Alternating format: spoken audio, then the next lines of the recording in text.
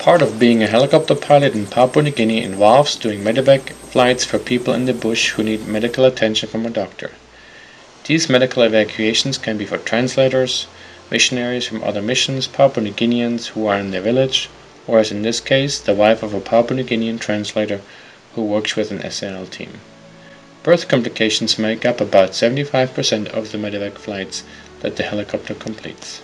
My wife Lisa and I have been Bible translators since 1985 in the highlands of Papua New Guinea. Sometimes we live in the village and sometimes we bring our co-translators with us to Ukarumpa, where we work together, where it is quieter and we get more done. One of our co-translators is named Andrew May. He has worked with us for over 15 years and was one of the first Christians in his village. 3 years ago, he and his wife were the first missionaries sent out from his language group, the Pinhai Hagahai. Andrew moved with his wife to a village on the edge of our language group so that he could evangelize and plant a church. About a month ago, Andrew came to Ukarumpa with his brother to stay and work with us for about 4 weeks. At that time, he told us that his wife, Malyame, was going to give birth to their second child in December, and that he therefore needed to be back in his village by then.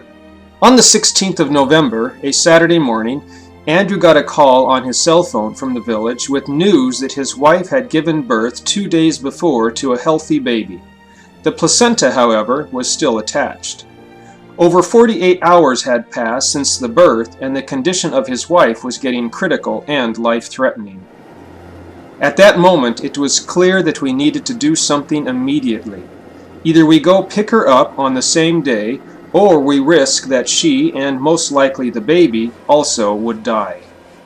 Her village was too far from the nearest airstrip for her to be carried there and then picked up by airplane.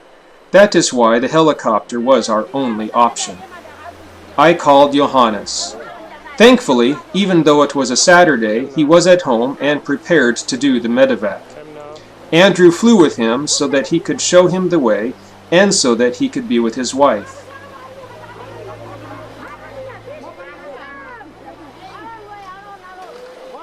While the villagers carefully carried Malyame to the helicopter and prepared her and the baby for the flight, one of the men from the village said to us, "We were all praying so much that a helicopter would come in order to save Andrew's wife. And now you are here. You are the answer to our prayers. How good that God brought you here.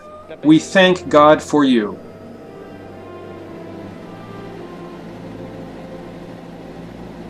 Andrew, Malyame, their baby, and their 3-year-old son were then flown to the nearest hospital in the Enga province. The mother and baby were taken care of, and the placenta was medically detached with no complications. In addition to that, the hospital determined that their 3-year-old son had malaria, and he also immediately received the necessary medicine. Malyame had lost much blood, and therefore stayed a few days in the hospital while she received blood transfusions. About a week later, they were all healthy again. The whole family was able to fly in a mission airplane to Tamo, and from there hike by foot back to their village.